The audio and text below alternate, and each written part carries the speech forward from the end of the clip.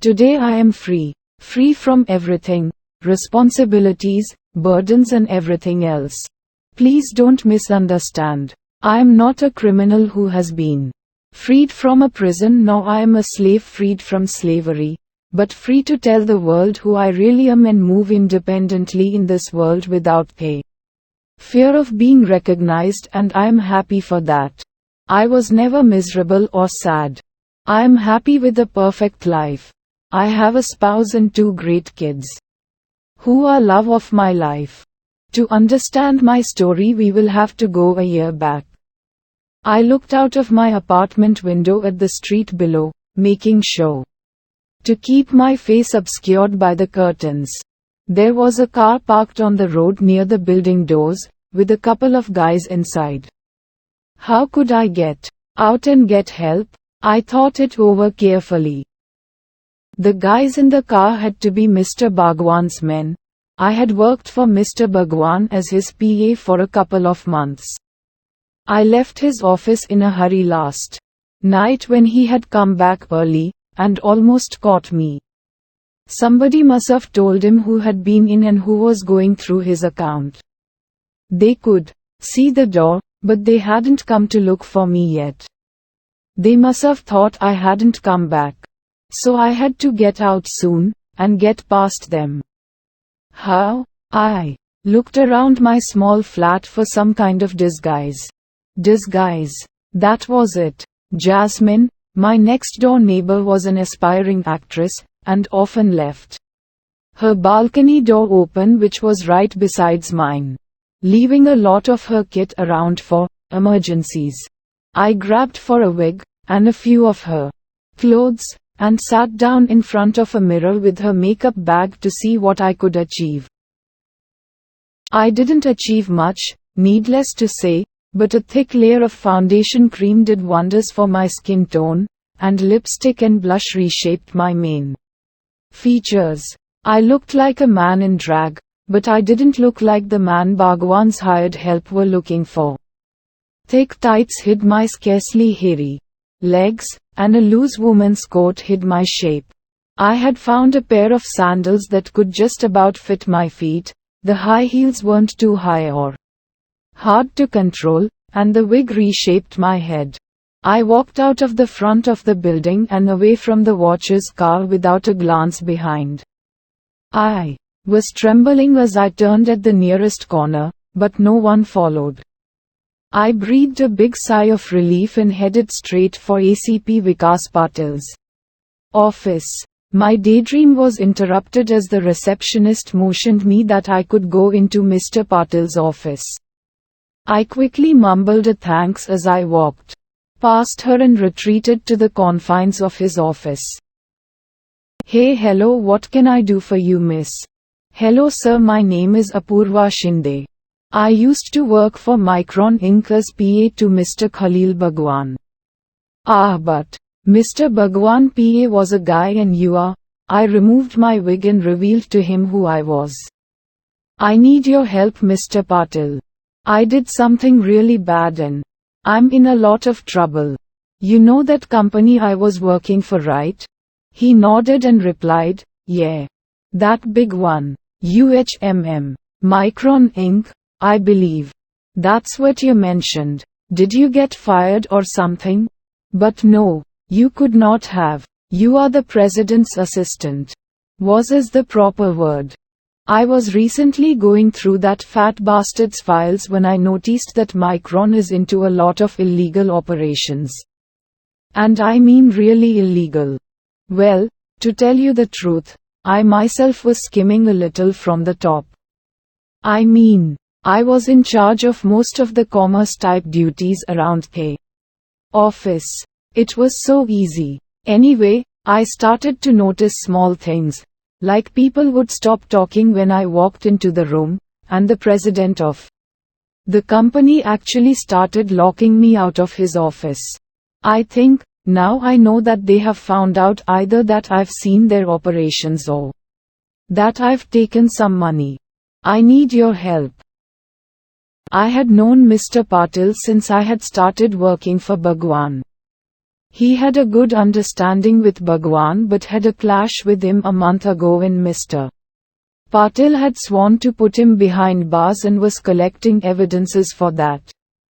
I just gave everything I had against Bhagwan to Mr. Patil which could put that man behind bars for good, but until he was arrested, I had to lay low.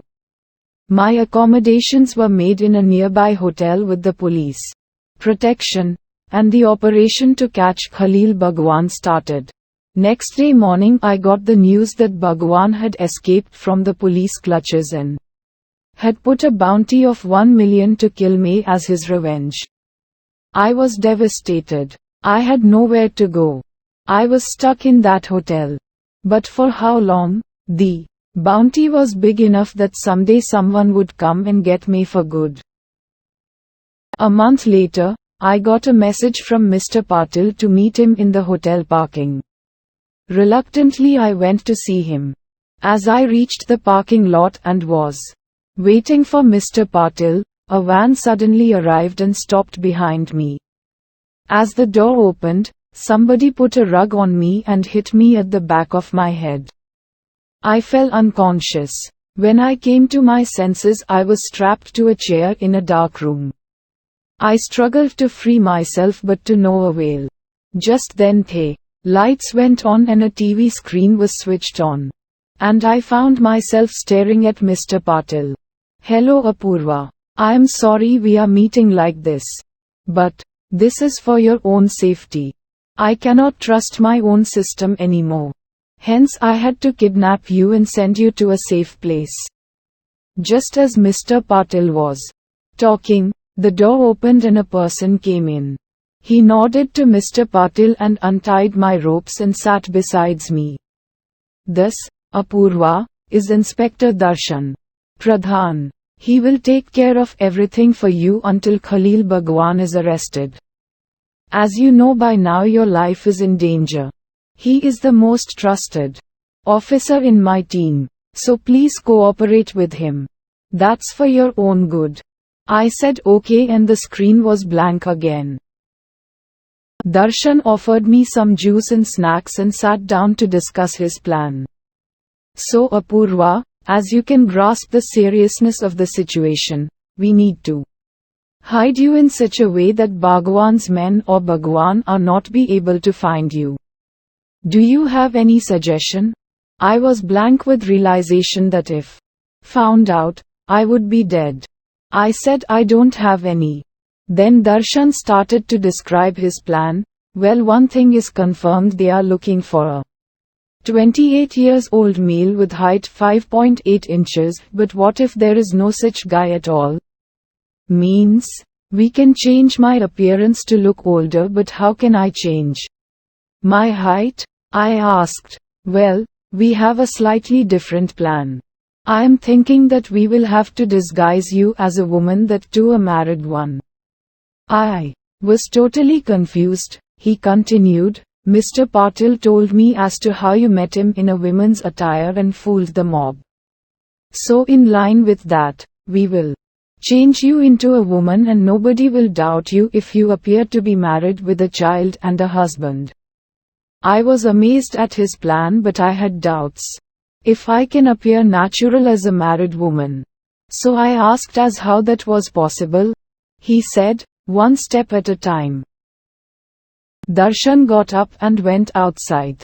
I followed him. When I came out of the door, I saw that I was in the living room of a flat and a little girl of 3 years was playing in one corner of the room. Diya, Darshan called her and introduced me to her.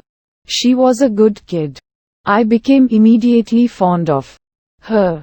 Darshan asked me to freshen up and babysit Diya as he had to find a doctor who would help us. For a few days I was taking care of Diya while Darshan was looking for a doctor. Finally Darshan found a doctor who could help out. Before visiting the doctor, Darshan and I discussed about the plan he had thought of. I were to disguise myself as Darshan's wife and live with him till either Bhagwan is killed or captured. But for the plan to work without any glitch or slip up, I had to go through some reversible surgeries so that nobody would recognize me. We visited the Dr. Sathe and Diya was with us. Oh, hello Mr. Darshan. So this is the person we are talking about? Yes, Dr. Sathe. This is Akhilesh Satam. We talked about him last night. I quizzily looked at Darshan but kept quiet. Dr. Sathe gave us a rundown of the process. Akhilesh, as Mr. Darshan told me that for your protection we need to change you completely into another gender. But from what I understand, you would like to go back to what you were after all of this is over. Am I correct? Yes, doctor, I replied. Okay, first I need to examine you to decide how much time it will take to change you right from your physical examination to your blood work. It will take only an hour for what I need. Are you okay with it? I nodded yes. An hour after the examination, Dr. Sathe called us in and he started. I first thought that it would take around 6 months to change you, but going through your test results and examinations, I can conclude it will take only 3 months for your change. You have gynecomastia, because of which you has a puffy chest. You must have been cursing yourself for that condition before, but that condition is what is going to save your life, my friend. Gynecomastia is an enlargement or swelling of B***** T tissue in males. It is most commonly caused by male gen levels that are too high or are out of balance with T***** levels. So what we are going to do is we are going to give you a dose of gen every week. N is a hormone that plays various roles in the body. In females, it helps develop and maintain both the reproductive system and female characteristics, such as B****, TS and pubic hair. In your case, it will help you gain more female characteristics. After 3 months, you will undergo hip and B****, T enlargement surgery. You can decide what size B****, T you would like, and likewise we will adjust your H***, S, and also, all these surgeries are reversible, so don't worry. If you ask me to match your body structure and the disguise you would be in, you should have a C-cup. B****, T, but it's up to you. As for your facial hair, due to your medical condition your beard is scarce. Either you can get laser treatment for your beard or you can shave it every day to keep up the disguise. After listening to Dr. Sathe, I was a little afraid as it was too much for me to digest. But when he said that all of that was reversible, I felt a bit relaxed. I told Dr. Sathe that I was ready for everything as this was going to save my life. After taking the first dose from the doctor, we came out.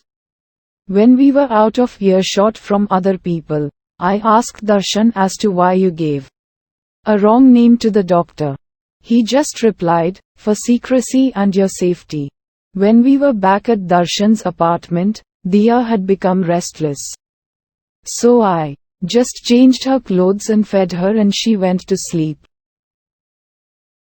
Darshan asked me, how are you so good with children?